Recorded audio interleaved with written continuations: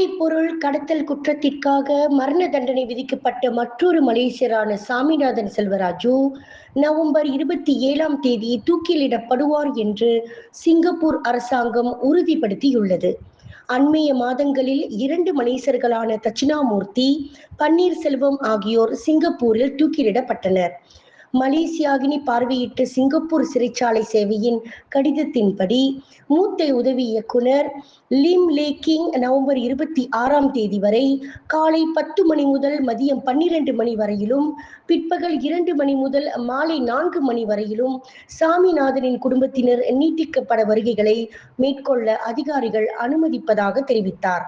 August 28ஆம் தேதி தலைமை நீதிபதி சுந்தரேஷ் மேனன் தலைமையிலான சிங்கப்பூர் மேல்முறையீட்டு நீதிமன்றத்தின் 5 நீதிபதிகள் கொண்ட குழு சிங்கப்பூர் போதைப்பொருள் துஷ்பிரயோக சட்டத்தின் ஒரு விதிக்கு எதிரான அரசியலமைப்பு என்ற வாதத்தை நிராகரித்தனர்.